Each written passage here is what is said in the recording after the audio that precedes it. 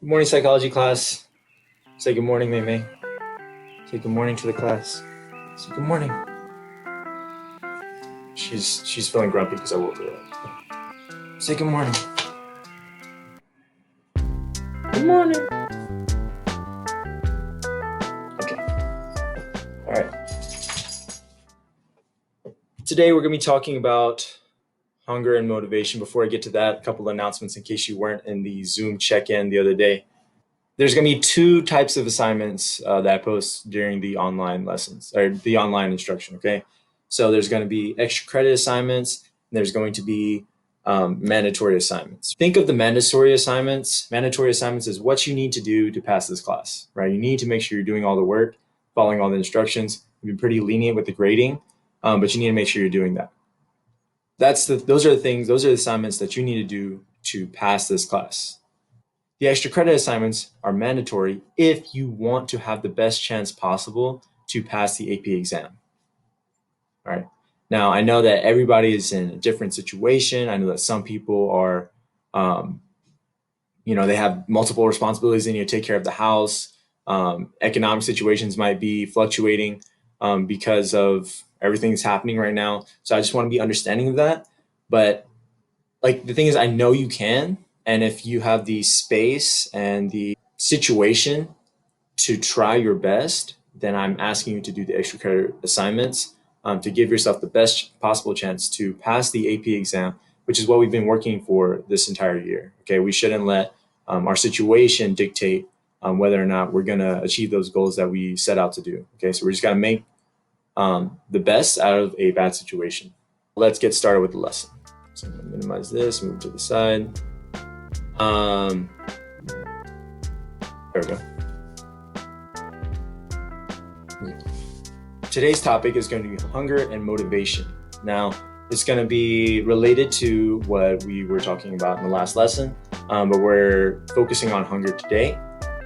And we're going to go into other topics that influence motivation in the next lesson too. So make sure you have a paper and a pen and pencil, and then make sure you're following along with the notes. First, we got to warm up. So explain one of your behaviors today using drive reduction theory. Remember, drive reduction theory is the theory that what motivates us is that we have a need, and that need, when it's not fulfilled, creates a drive, and that drive is going to push us to some behavior, right? That drive, we feel we want to relieve or reduce that drive until we're satisfied. And once we're satisfied, we've reduced that drive. And that's what leads us to the behavior, the desire to reduce the drive. Okay. A lot of our examples from the last lesson were about hunger, right? You're hungry. You have a drive to eat, to satisfy that hunger. When you go eat, you reduce that drive. So I want you to explain one of your behaviors using drive reduction theory. Now, it doesn't have to always be hunger, right? And I'll give you an example of that today. So I'm going to provide an example, and I want you to use that to influence your own examples. So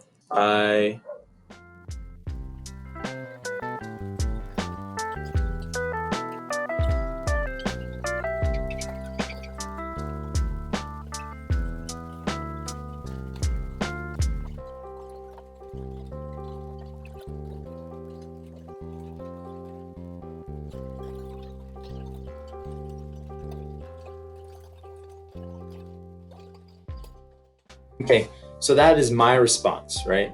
I woke up this morning and I created this lesson because I had a drive that needed to be reduced. As an educator, I feel the need to educate and help my students to the best of my ability. That need created a drive in me this morning to create this lesson.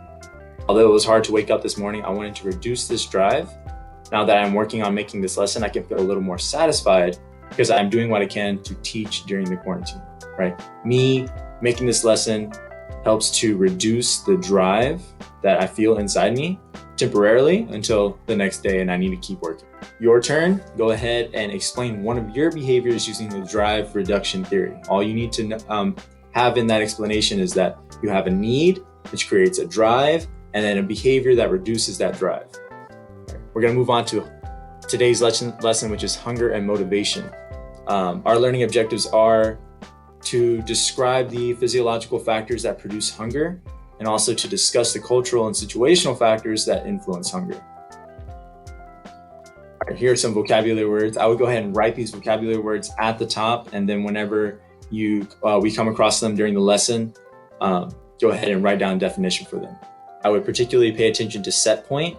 This is going to be a very important one. So what is the physiology of hunger, right? What are the biological, physical things that influence this feeling of hunger? So we're going to start with this guy. His name is Walter Cannon. Walter Cannon put a balloon in one of his patients, and this balloon device will record the size of the stomach, right? Whenever the stomach decreases in size, the balloon would sense that, and they would be able to tell it through a sensor.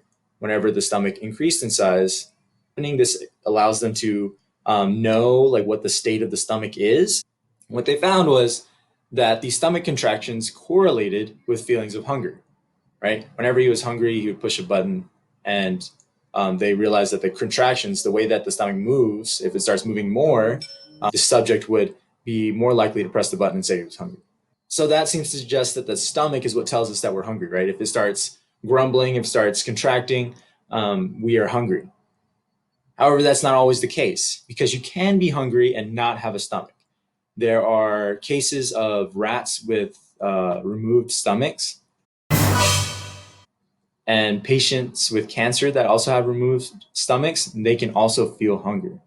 Hunger pains are not only a physical thing, they're also a psychological thing. You don't have to have that stomach, right? Glucose is the major chemical that's going to tell your body when it's hungry. When it's low, you feel hunger, right? And glucose is another word for like blood sugar. So all that food you break down turns into blood sugar, turns into glucose. And the more of it you have in your body, the more satisfied your body feels. If you don't have as much of it, it sends down a cascade of effects that tells your brain that you are hungry. All right. Now, there are different parts of the hypothalamus. If you remember back from our biology unit, the hypothalamus is related to sensory integration. And so it makes sense that the hypothalamus would be involved in this feeling of hunger, right? But there are different parts of the hypothalamus that researchers have discovered do different things. So there's what they call the lateral hypothalamus, LH, which gives one a large hunger, LH, or desire to eat. And then there's the ventromedial hypothalamus, which gives one a feeling of satisfaction that they've eaten enough. They know this because they lesioned parts of the brain in a rat to see what the effects were on its hunger. So when they lesioned the lateral hypothalamus, they found that the rats were not able to have that feeling of a desire to eat. So they became very skinny, very anorexic. That's what you see here with this top rat. When they would lesion the lateral hypothalamus, they reduced the rat's ability to feel hunger, and they did not eat as much. When they lesioned the ventromedial hypothalamus, they were not able to feel satisfied. And with these rats, they became overweight. There are parts of the brain that are responsible for our ability to feel hunger and also feel full. Set points. Okay, so a set point is where a person's weight is supposed to be set. It doesn't matter how big or how skinny you are, your body and your brain has this idea of where you should be. And if you surpass that point, it'll tell you to stop eating. If you are below that point, then it'll tell you to eat more.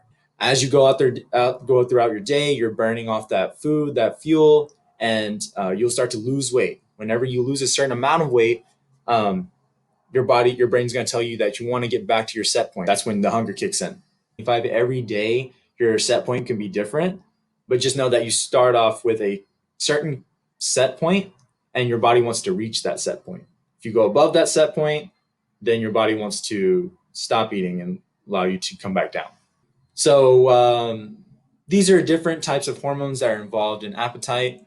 Insulin is an extremely important one, and one that you probably have heard about. Without that, a lot of times people are unable to control their blood sugar.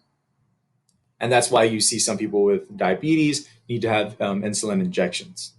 Ghrelin is a hormone that's secreted by an empty stomach, so naturally that would tell your brain that you're hungry. Orexin is a hunger triggering hormone released by the hypothalamus. Leptin is a protein hormone secreted by fat cells. So whenever you have a lot of leptin, your body's going to tell you that you're not as hungry. You can be full. Now, you don't have to memorize all of these, but I would pay attention to insulin and ghrelin. Now, there are a lot of social and cultural factors that come into play whenever we're talking about hunger. Sweet and salty preferences are genetic. Sweet and salty preferences are an instinct. Humans like sweet and salty things. It's it's a flavor that we find in foods that give us energy. Through evolutionary history, humans and many other animals have associated the sweet and salty flavors with high energy foods, right? However, some cultures and sometimes individuals will value different flavors. Something like bitter melon, which is a very common melon vegetable that is used in Chinese dishes, also Indian dishes, would be very repulsive to many people who grew up maybe here in North America, right? However, Americans also eat cheese, which is curdled milk, like spoiled milk, basically. And many people in other cultures find this repulsive. Different cultural backgrounds may lead to different preferences for food. And so that's going to be a cultural taste preference. All right. Environmental influences also have an effect on what people in different regions eat and their taste palette. So in hot climates, spices are used to preserve meat. So over time, people in those regions will become adapted to having more spices used in their food, and they will prefer those types of foods with high spice content. For example, India uses 10 spices per average in different kinds of dishes, whereas in a place like Finland, which is colder, they only use 2 spices on average. Right. All humans and rats seem to show a small dislike for new foods. We see this with babies all the time. You try to feed them something that's unfamiliar, they're not going to want to eat it. All right, and this is called neophobia.